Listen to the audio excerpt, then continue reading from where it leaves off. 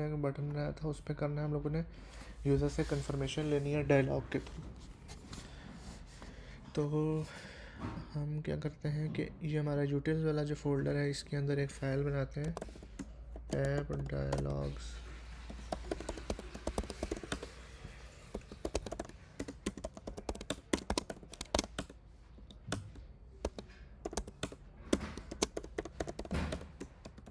एक फंक्शन बनाते हैं जो डायलॉग हैंडल करेगा, ठीक है।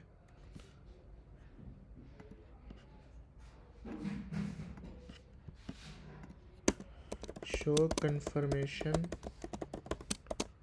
डायलॉग।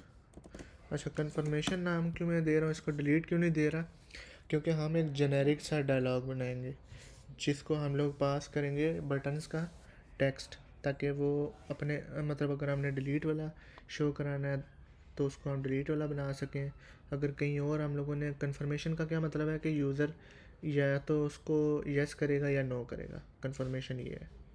तो अगर हम खाली डिलीट का बनाएंगे तो कल को अगर कोई और हमारे पास ऐसा पॉइंट आता है जहाँ पे हम लोगों ने यूज़र से कंफर्मेशन लेनी हो तो वहाँ हमें एक नया डायलॉग बनाना पड़ेगा। तो बेहतर ये है कि आप डायलॉग ही ऐसा बनाओ कि उसको बाहर से कंट्रोल किया जा सके, ठीक है। तो यहाँ शो डायलॉग कंटेक्स्ट इसको देनी पड़ेगी, कंटेक्स्ट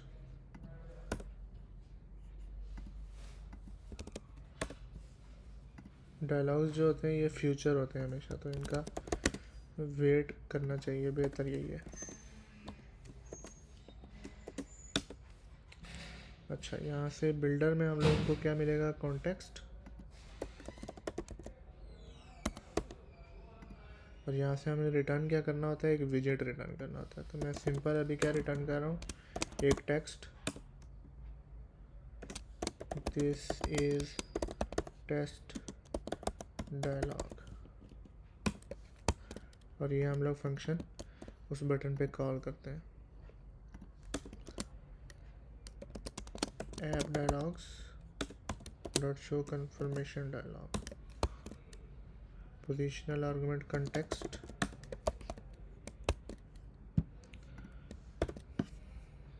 देखते हैं इसके क्लिक पे हमें क्या शो होता है। तो ये हमें शो हुआ दिस इज़ टेस्ट डायलॉग। तो ये हमने डायरेक्ट टेक्स्ट के अंदर डायलॉग के अंदर डायरेक्ट टेक्स्ट लिख दिया है, इसलिए हमारे पास इस तरह से बुरा सा टेक्स्ट नज़र आ रहा है। यहाँ पे हमें रिटर्न करना है एक डायलॉग,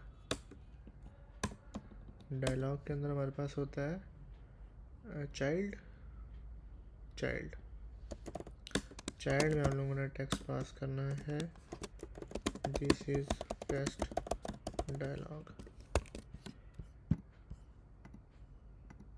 तो ये हमारा आएगा dialog this is test dialog. तो अब इसको हम लोगों ने करना है फिक्स, मतलब फिक्स इस सेंस में कि अभी जितना टेक्स्ट जितना इसके अंदर कंटेंट आता है ये इतना ही शो होता है हमारे पास। तो हमें यहाँ पे डायलॉग में क्या शो करना है, एक ऊपर हेडिंग शो करनी है कंफर्मेशन की, नीचे हम लोगों ने जो है एक टेक्स्ट शो करना है कि ऑपरेशन क्या परफॉर्म होने वाला है, और नीचे दो बटन शो करने हैं कैंसिल का या फिर यस या नो का। तो यहाँ पे हम लोग कॉलम यूज़ करेंगे, कॉलम के अंदर सबसे पहले एक टेक्स्ट आएगा कंफर्मेशन, और दूसरा जो टेक्स्ट आएगा, फ़िलहाल मैं हार्ड कोड ही कर रहा हूँ, do you want to delete this recipe. उसके बाद मैं इसके अंदर रो ऐड कर रहा हूँ जिसके अंदर हमारे दो बटन आएंगे, यही वाले।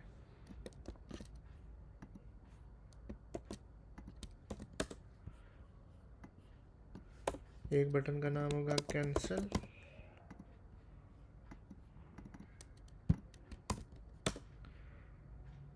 ऐप कलर्स डॉट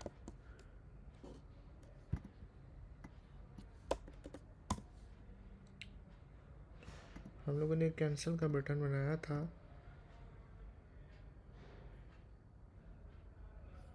चलो अभी इसको ऐसे ही रहने देते हैं, इसको भी ऐसे, बल्कि इसको ऐसे ही, इसको ऐसे ही, और इसको डिलीट ही रहने देते हैं।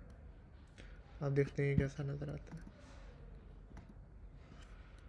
और अब ये कॉलम जो है ना अपनी पूरी जगह ले रहा है, हमने पूरी जगह नहीं देनी इसको, तो हम कहते हैं कि आपको जो कॉलम है उसका जो साइज़ होगा वो मिनिमम रखना है। तो main axis size dot minimum.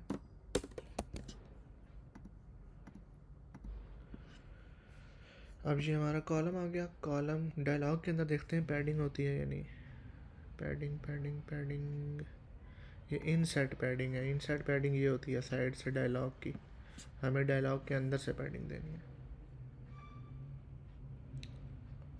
नहीं होती। तो हम क्या करते हैं, इस कॉलम को डालते हैं एक कंटेनर के अंदर, उसको देते हैं padding edge insets dot all side 20 की।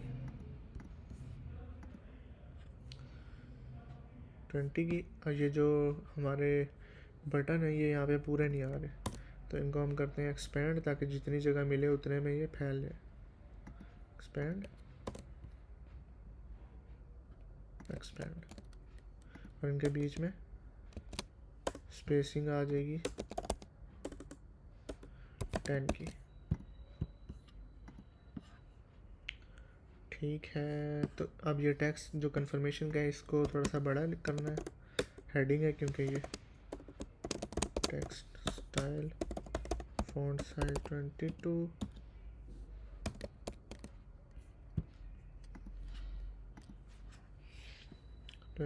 इसके बीच में थोड़ी सी स्पेसिंग आ जाएगी, बल्कि इन सब के बीच में स्पेसिंग ऑफ 10 कर देते हैं।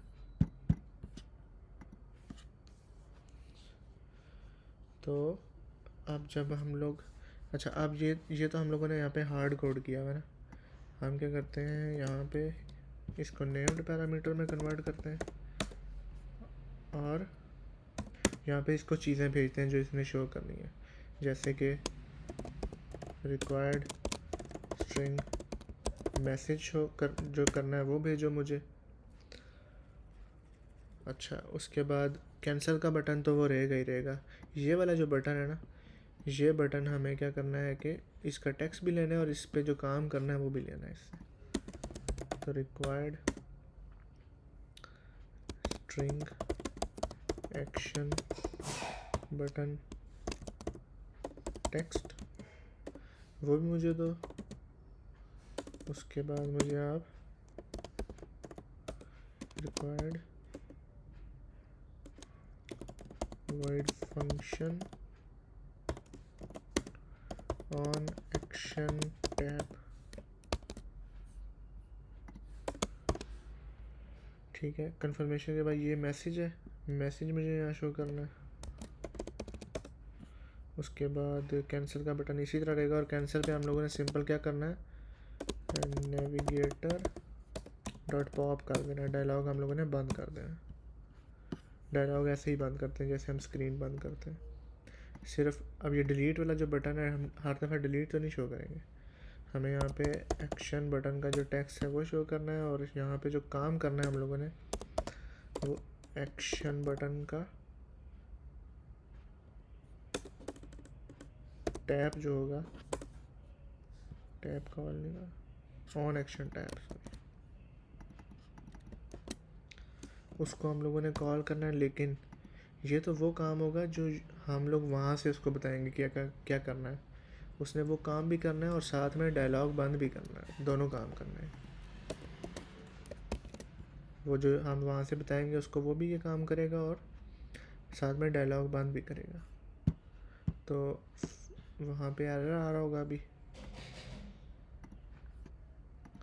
एरर क्या आ रहा है कि नेम्ड कंटेक्स्ट पास करो मुझे, और मुझे क्या मैसेज पास करो, do you want to remove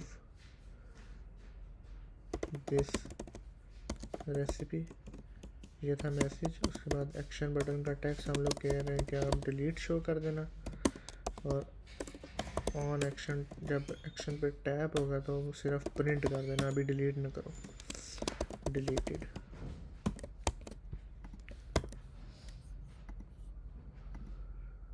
ठीक है, अब हम करते हैं इस पर डिलीट के बटन पे क्लिक।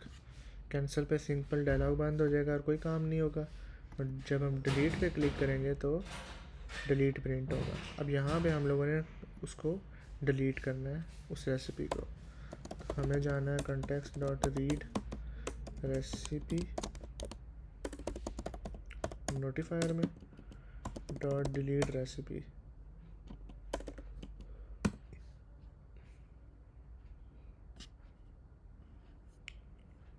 ठीक है, और यहाँ पे हम लोगों को रेसिपी रिसीव करनी है। और यहाँ पे अब डिलीट इसको कैसे करेंगे हम लोग? डिलीट हम लोग ऐसे करेंगे कि फायरबेस के फायर स्टोर में जो कलेक्शन ऑफ रेसिपी वाली कलेक्शन होगी उसके अंदर एक डॉक्यूमेंट पड़ा होगा। उस डॉक्यूमेंट की आईडी क्या होगी? रेसिपी की जो आईडी होगी वही डॉट, उसको हम लोग डिलीट कर देंगे ये। और इसका हम करेंगे वेट। ठीक है, अच्छा वेट कर, जब हम इसको डिलीट कर देंगे तो हमें दोबारा से लोड करनी है। तो हम गेट ऑल रेसिपीज़ दोबारा से लोड कर लेंगे। लेकिन अभी आप ये देखो, यहाँ से हम इस पर डायलॉग पे क्लिक करेंगे, डिलीट का बटन दबाएंगे, डिलीट भी हो जाएगा फायरबेस से और डायलॉग भी बंद हो जाएगा। लेकिन ये स्क्रीन अभी इधर ही रहेगी। इसका ये मतलब है कि अगर ये स्क्रीन यही है तो अभी तक यूज़र इसको देख सकता है, हालांकि ये डिलीट हो चुका है। तो हमें क्या करना है? इस स्क्रीन को भी बंद करना है। स्क्रीन को कैसे बंद करना है कि ये जो हमारा डायलॉग है, ठीक है, डायलॉग पर जब हम लोग डिलीट रेसिपी कॉल करेंगे, इसका हम करेंगे वेट। और इसके बाद हम आगे क्या करेंगे? Navigator dot pop. डिलीट किया हम लोगों ने और स्क्रीन बंद कर दी। अब मैं इसको परफॉर्म करके देखते हैं हम लोग। ये रेसिपी हमारे पास है नूडल वाली। डिलीट पे क्लिक किया, कंफर्म डिलीट किया मैंने, डिलीट हो गया और हम पीछे वापस आ गए जहाँ से हम लोग कॉल किया था। अब देखो यूज़र की दो ही वो रह गए हैं डॉक्यूमेंट्स, रेसिपी दो ही रह गई है, नूडल वाली डिलीट हो गई है। तो ये हम लोगों ने परफॉर्म किया। एडिट करना, अच्छा एडिटेबल के अभी हमने नहीं किया, डिलीट किया सिर्फ। एडिट हम कैसे करेंगे? ये ऐड वाटर है। मैं ऐड वाटर को क्या करता हूँ?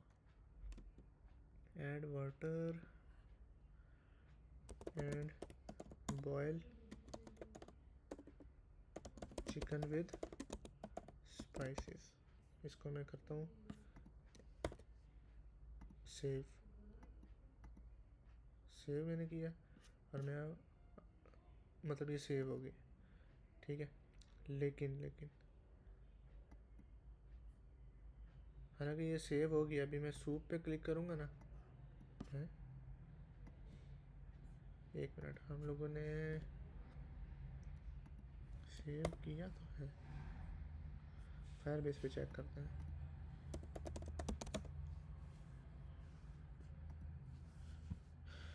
फायरबेस पे स्नूप रेसिपी हम लोगों की है, इस पे चेक करते हैं कि क्या कहता है।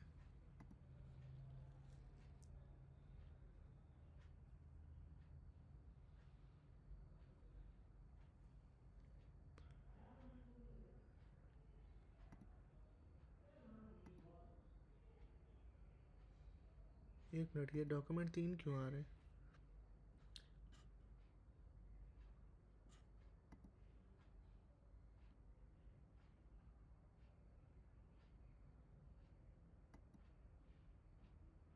अच्छा, ये इसने नई रेसिपी बना दी है।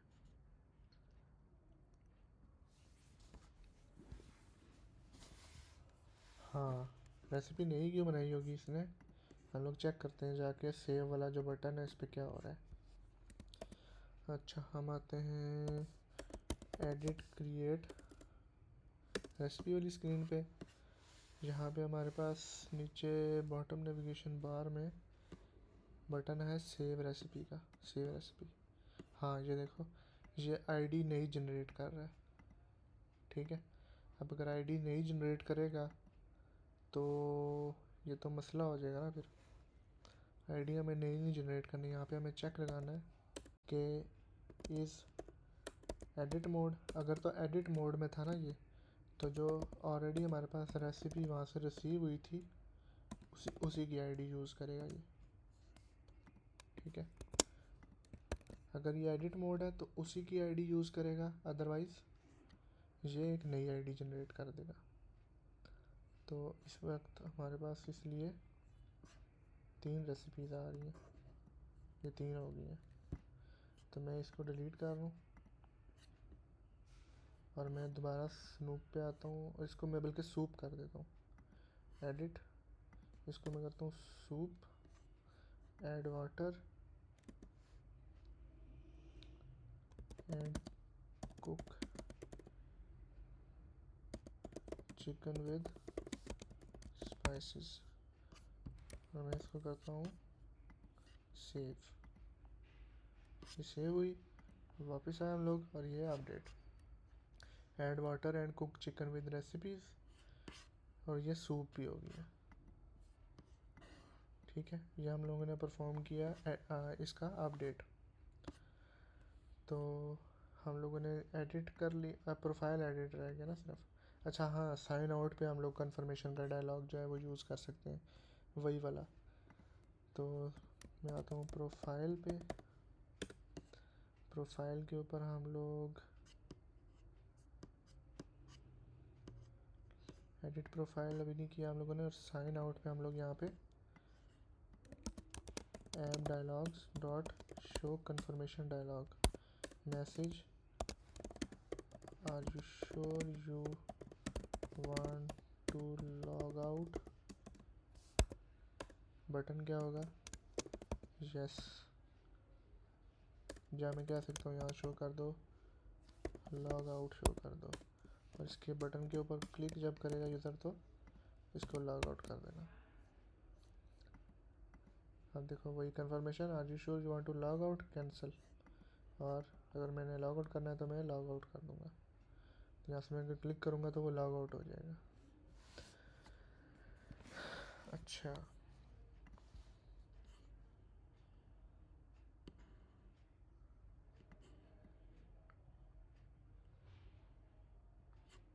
हम एक रेसिपी को जो है करते हैं इसके लाइक्स,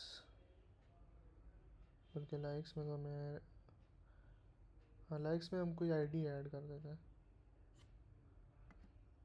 लेकिन फिर भी वो असल में चाह रहा था यहाँ में पॉपुलर में नज़र आ जाए कुछ, लेकिन उसके लिए मुझे क्या करना पड़ेगा, 10 आईडीज़ डालनी पड़ेंगी लाइक्स में। तो बस ठीक है, इसको इसी तरह रहने देते हैं। अभी हम एक चीज़ चेक कर लेते हैं कि अभी हमारा, अच्छा एडिट प्रोफाइल रह गया हमारा, एडिट प्रोफाइल। तो एडिट प्रोफाइल कैसे होगा कि edit profile,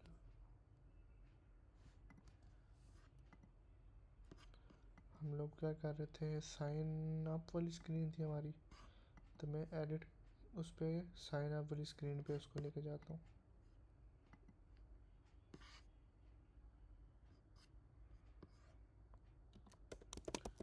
navigator dot push material page राउट,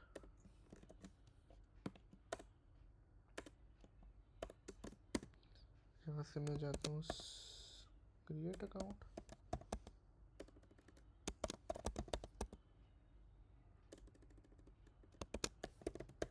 साइन अप स्क्रीन थी,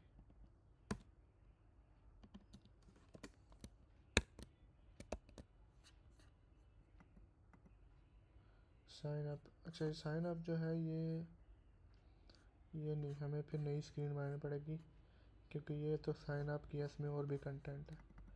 तो मैं एडिट प्रोफाइल की एक स्क्रीन बनाता हूँ।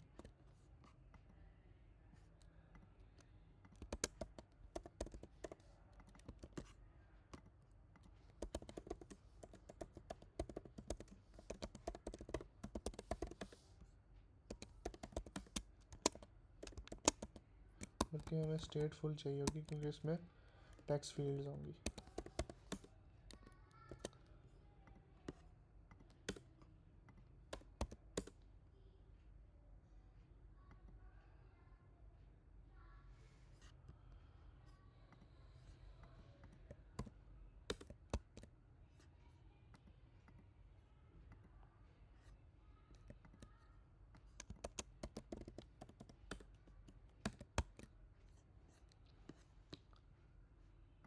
हम लोग साइन अप वाली स्क्रीन जो है इसी को ही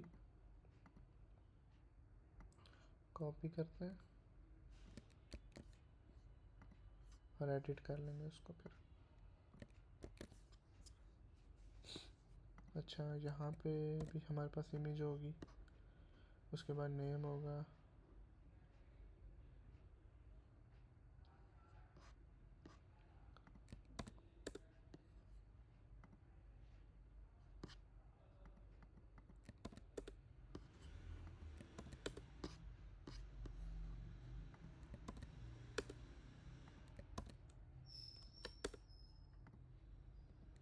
अच्छा ये हमें नहीं चाहिए अब,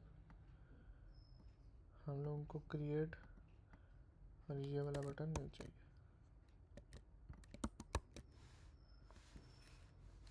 और हमें जब ये स्क्रीन लोड होगी तो जो पहले से यूज़र की जो डिटेल्स हैं उनको फिल भी करना है। तो इनिट स्टेट में हम क्या करेंगे, नेम कंट्रोलर को इक्वल करेंगे context dot read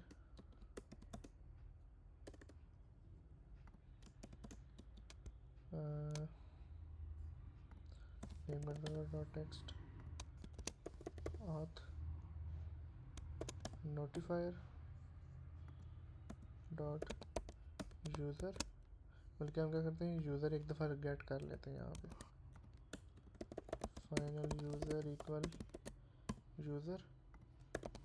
user dot name. इसी तरह ईमेल आ जाएगी यूज़र डॉट ईमेल,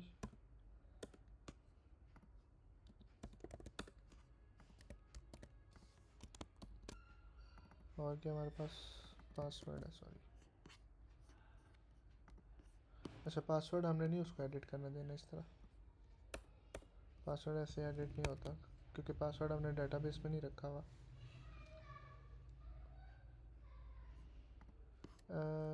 एक मिनट,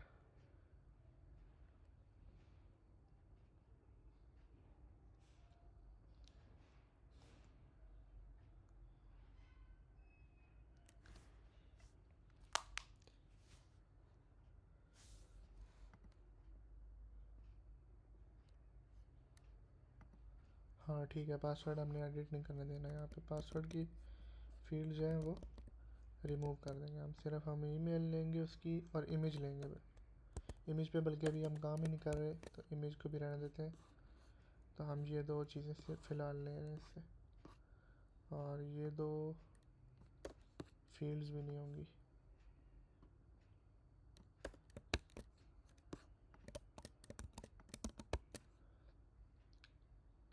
बस यहाँ नीचे हम एक बटन ऐड कर देते हैं,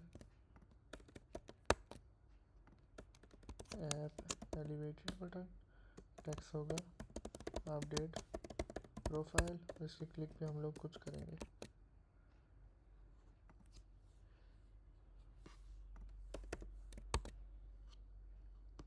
ठीक है, तो आते वापस बैक, एडिट प्रोफाइल, ठीक है। और यहाँ पे हम लोग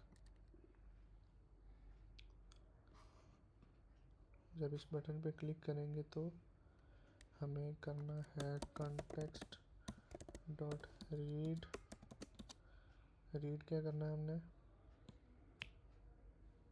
auth नोटिफायर डॉट, यहाँ पे हमारे पास है कोई अपडेट का फंक्शन, अपडेट प्रोफाइल, ये हमने अपडेट प्रोफाइल का फंक्शन बनाना है। ये मैंने क्रिएट किया वहाँ जाके, जो कि होगा हमारा फ्यूचर। यहाँ पे हमने क्या करना है, auth नहीं सॉरी, हमने सिर्फ क्या करना है कि जो न्यू हमारे पास चीज़ें ना वो यहाँ पे फैच भी करनी है ना, स्ट्रिंग नेम स्ट्रिंग ईमेल। फिर हमने क्या करना है, Firestore dot collection names dot user dot document कौन सा होगा, जो करंट यूज़र है ना हमारा, यूज़र की जो आईडी होगी वो डॉक्यूमेंट होगा। डॉट अपडेट में हमें क्या करना है, अपडेट में हमें यूज़र कौन सी फील्ड अपडेट करनी है सिर्फ वो देखनी है ना, ईमेल और नेम है बस। तो ईमेल क्या हो जाएगी, जो वहाँ से ईमेल आई है, नेम इक्वल हो जाएगा जो वहाँ से नेम आया हमारे पास। और इनके ऊपर वैलिडेशन जो है वो पहले चेक करनी है कि इफ़ फॉर्म की dot current state dot validate, अगर वो वैलिड होगी फिर ही अपडेट करना है हमने इसको। यहाँ से हम लोग ईमेल और नेम भेजेंगे। पहले हमारे पास है नेम कंट्रोलर का टेक्स्ट और फिर है हमारे पास ईमेल कंट्रोलर का टेक्स्ट। ठीक है, और इसके बाद हम लोगों ने जब अपडेट कर लेना है तो पहले तो इसका वेट करेंगे और फिर इसको हम लोग करेंगे फैच, क्या नाम लिखा था हम लोगों ने इसका, फैच यूज़र भी करेंगे इसके बाद। अच्छा, अब आते हैं एडिट प्रोफाइल पे। टेस्ट यूज़र, मैं इसको कर रहा हूँ टेस्ट न्यू यूज़र और मैं इसको कर रहा हूँ अपडेट। बैक आए, टेस्ट न्यू यूज़र हो गया है, लेकिन वो हमें क्या हुआ कि हमने वो लोडिंग वगैरह नहीं शो की, इसलिए वो, तो हमें यहाँ पे क्या करना है, इज लोडिंग को करना है ट्रू और यहाँ पे करना है नोटिफाई लिसनर्स और फिर फैच यूज़र में वो खुद ही फॉल्स हो जाएगा। एडिट प्रोफाइल में आते हैं हम और इस बटन के ऊपर हम लोगों ने लोडर शो करना है जब वो अपडेट हो रहा होगा। तो इस बटन को डालते हैं हम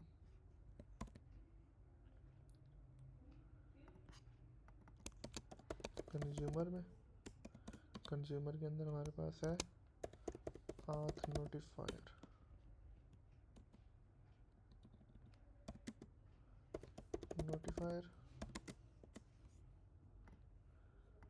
और यहाँ था इज लोडिंग, तो नोटिफायर डॉट इज लोडिंग।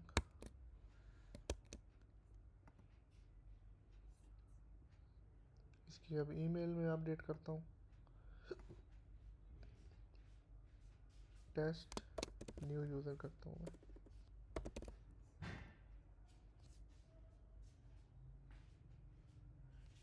लेकिन आपने एक चीज़ ख्याल रखना है, अगर आप ईमेल वेरिफिकेशन वाला काम कर रहे हो ना, फिर आपने उसको ईमेल अपडेट नहीं करने देनी, क्योंकि फिर आपको सारा प्रोसेस दोबारा करना पड़ेगा कि उसकी जो है पुरानी ईमेल जो है उस पर ईमेल जाएगी, नई ईमेल पे भी ईमेल जाएगी, तो वो मतलब थोड़ा लंबा हो जाता है। इसलिए ज़्यादातर क्या होता है कि आप अपनी ईमेल चेंज नहीं कर सकते, आप अपना सिर्फ नेम और प्रोफाइल या और कोई चीज़ हो तो वो सिर्फ चेंज कर सकते हो।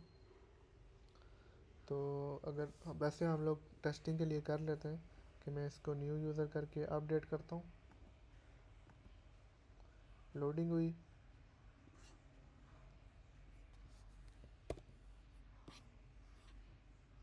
एरर है क्या,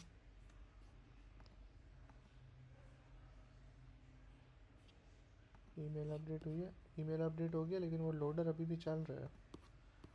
लोडर हमारा क्यों चल रहा है, फैच यूज़र में यहाँ पे हमने इस लोडिंग को फॉल्स नहीं किया, वो भी फॉल्स कर देते हैं। ठीक है, इसको रिस्टार्ट करता हूँ मैं ताकि ये लोडिंग बंद हो इसकी।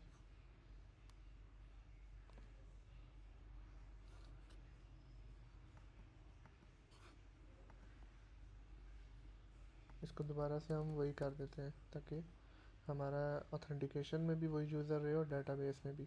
ये हमने सिर्फ ईमेल जो भी चेंज किया है सिर्फ डाटाबेस में चेंज हुई होगी।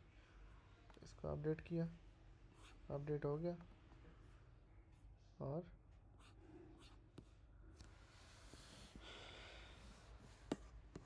हम यहाँ पे भी वही काम कर सकते हैं। एडिट प्रोफाइल में आए, इसका हम लोग करते हैं वेट, और जब प्रोफाइल अपडेट होगी या तो स्क्रीन पे यूज़र का कोई काम नहीं है तो हम उसको कराते हैं पॉप। एक काम ये करते हैं और दूसरा हम लोग ऐप टोस्ट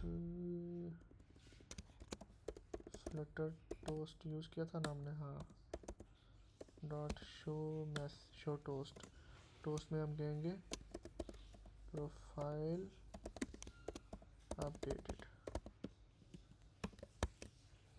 वो स्क्रीन से भी बाहर आ गया और साथ हमने टोस्ट भी शो किया। तो मैं दोबारा प्रोफाइल पे न्यू यूज़र 2 करता हूँ इसको मैं अपडेट। अच्छा, नंबर नहीं होना चाहिए उसमें, न्यू यूज़र, बस इसको न्यू यूज़र करते हैं, न्यू टेस्ट यूज़र नहीं करते।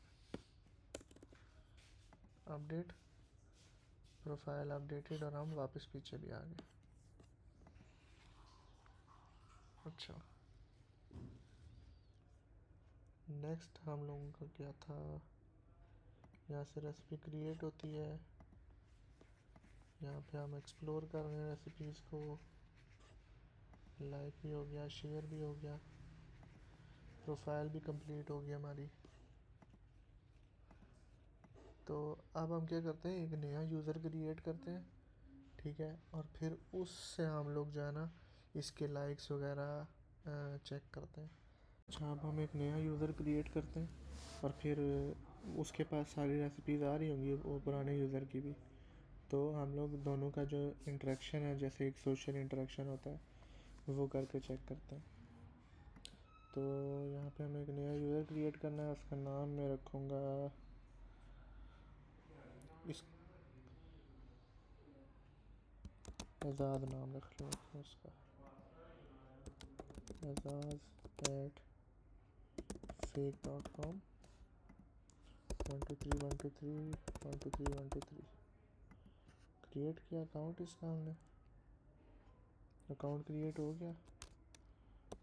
एजाज@fake.com 123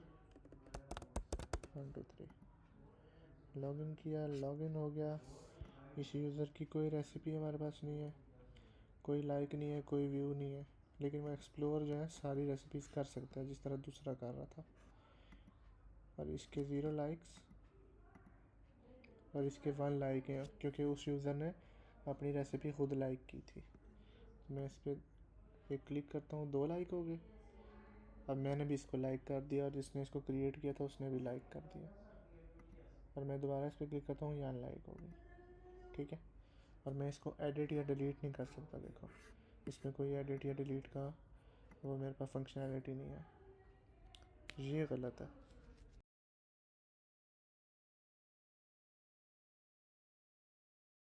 तो अच्छा, ये हम लोग की आई रेसिपीज़, इसके लाइक्स कोई नहीं है क्योंकि इसकी कोई रेसिपी नहीं है, तो हम इसकी रेसिपी क्रिएट करते हैं। मैं इसको नाम देता हूँ न्यू यूज़र रेसिपी। ये हम क्या बनाएं इसका,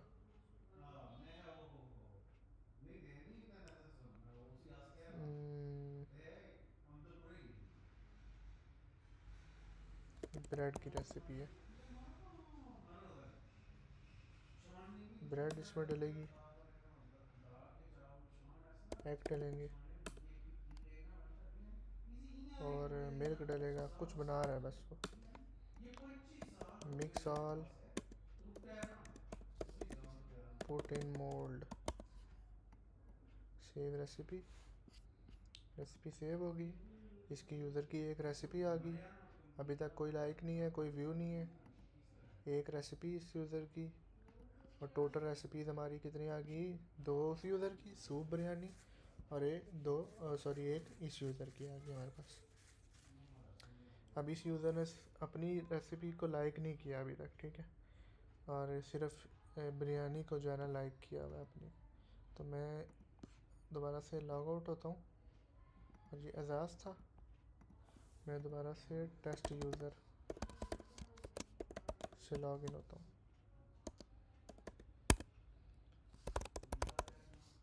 लॉग इन हुआ यार, अच्छा ये गलत है, इसकी दो दो ही हैं।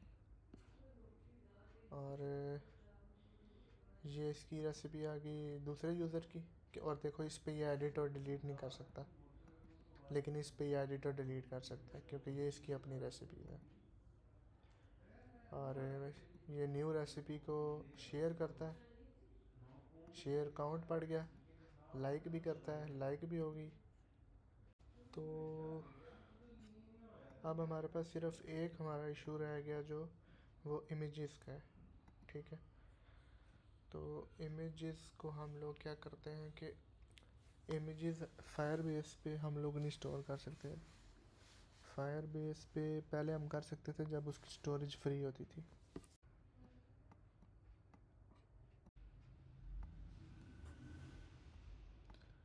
सर्वर टेक्निकल लैंग्वेज में इसको कहते हैं बैक एंड।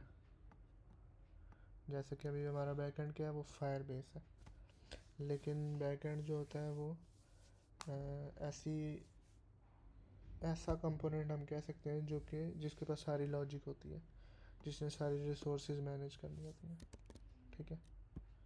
अभी तक लिख रहा है।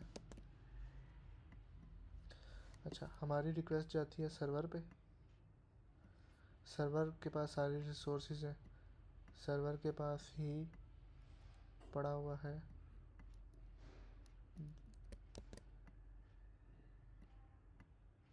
डेटाबेस,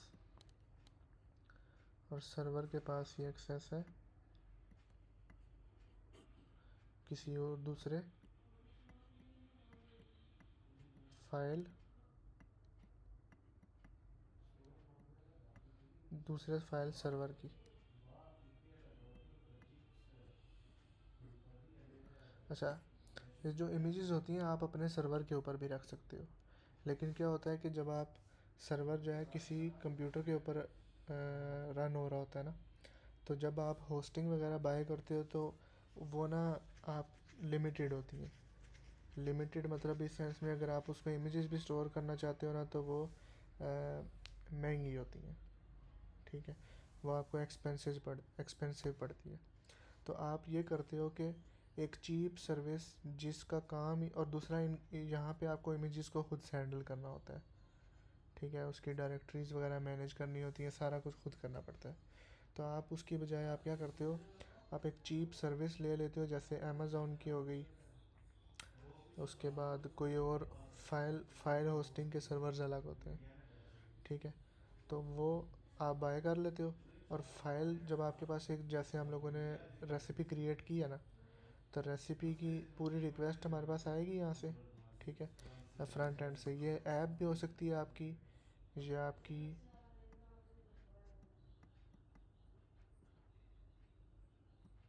वेबसाइट भी हो सकती है, ठीक है, कुछ भी हो सकता है जो जिससे यूज़र इंटरेक्ट कर सके, ठीक है। डेस्कटॉप ऐप भी हो सकती है। तो वो भेजेंगी अपनी रिक्वेस्ट सर्वर पे, सर्वर के पास जो रिक्वेस्ट आएगी, सर्वर उसका जो डाटा वाला पार्ट होगा ना, ठीक है, डाटा डाटा डाटा स्टोर कर देगा डाटाबेस के अंदर, और जो इमेज होगी उसको अपलोड कर देगा सर्वर के ऊपर, फाइल सर्वर के ऊपर। और जो उसका यूआरएल होगा ना, ठीक है, यूआरएल वापस सर्वर के पास आएगा। वो सर्वर क्या करेगा, यूआरएल उस उसी जो रेसिपी थी उसके डाटाबेस में स्टोर कर देगा। असल में मैंने ये पहले ड्रॉ कर दिया है डाटाबेस वाला। डाटाबेस में स्टोर करने की रिक्वेस्ट ना इमेज के बाद जाती है ताकि हमारे पास यूआरएल भी आ जाए उसका। तो यहाँ से फ्रंट एंड से हमारी रिक्वेस्ट गई सर्वर के पास, सर्वर ने फाइल अपलोड की किसी फाइल सर्वर पे, या अगर अपने पास वो स्टोर कर रहा है तो अपने पास स्टोर करेगा, उसका एक पाथ बनाएगा जो पब्लिकली एक्सेसिबल हो कहीं से भी, उस पाथ को बाकी जो डाटा वहाँ फ्रंट एंड से हमारे पास आया था उसके साथ पैच करके डेटाबेस में स्टोर कर देगा। ठीक है, तो यूँ जो है वो एक फ़ाइल काम करती है। अब ये फ़ाइल सर्वर जो है कोई भी हो सकता है जो फ़ाइल को स्टोर कर सके। आप यहाँ पे फायरबेस यूज़ कर सकते थे जो कि अब फ्री नहीं रहा। हम यूज़ करेंगे जो होगा वो होगा सुपाबेस।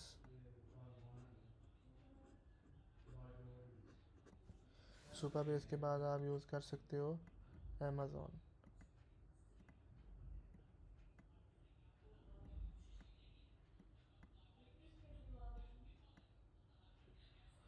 और भी बहुत सारी सर्विसेज हैं, कुछ फ्री होती हैं कुछ पेड होती हैं, लेकिन ये जो है ये दो, ये मुझे लगता है फ्री होती है up to some limit.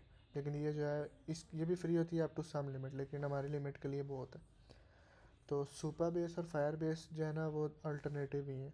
Firebase जो है वो गूगल की तरफ से है, सुपाबेस जो है वो एक ओपन सोर्स है, मतलब ये कुछ लोगों ने मिल के बनाया हुआ है। सुपाबेस पे भी आप वही लॉगिन वगैरह सारा कुछ कर सकते हो, डेटाबेस स्टोर कर सकते हो, उसके बाद इसकी स्टोरेज भी होती है। मतलब जो काम फायरबेस करता था वही सुपाबेस करता है। लेकिन सुपाबेस इसलिए फ़ेमस नहीं है क्योंकि फायरबेस ने मार्केटिंग अच्छी की हुई है गूगल की तरफ से और पहले आया था, तो इसलिए ज़्यादा फायरबेस फेमस है। सुपाबेस बाद में आया था। तो हम लोग क्या करेंगे कि जो हम लोग डाटा भेजेंगे ना अपने, बल्कि हमारे पास तो सर्वर उस तरह का सर्वर नहीं है जो एक्चुअल होता है, तो हम लोग की डायरेक्ट ऐप होगी। तो हम लोग अपनी ऐप से जो इमेज स्टोर करने वाला काम होगा ना, इमेज हम लोग स्टोर करेंगे सुपाबेस के अंदर। जब वो स्टोर हो जाएगी सुपाबेस हमें उसका एक लिंक देगा, पब्लिकली एक्सेसिबल लिंक। ठीक है, वो लिंक जब हमारे पास आएगा फिर हम लोग वो रिक्वेस्ट भेजेंगे फायरबेस की तरफ। ये हमारा आ गया फायरबेस में जो हम लोग ऑलरेडी डाटा स्टोर कर रहे हैं ना रेसिपी का, तो उसमें वो लिंक हम लोग स्टोर कर देंगे। एक मेरे पास यहाँ पे इस तरह का लिंक बन के हमारे पास आएगा और वो लिंक हम स्टोर कर देंगे। अब ये जो फाइल है ये पब्लिकली एक्सेसिबल है। पब्लिकली एक्सेसिबल मतलब इसको आप कहीं से भी एक्सेस कर सकते हो। ब्राउज़र से एक्सेस करना है तो आप ब्राउज़र से एक्सेस कर सकते हो, आपने अगर अपनी मोबाइल ऐप से एक्सेस करना है मोबाइल ऐप से कर सकते हो, वेब ऐप से करना है वेब ऐप से कर सकते हो। तो अब ये देखो पब्लिकली एक्सेसिबल हो गई है ये, कहीं से भी एक्सेसिबल। मतलब आपने इसको एक्सेस करना है तो आप एक्सेस कर लो। तो इस तरह का इसका फ़्लो होगा।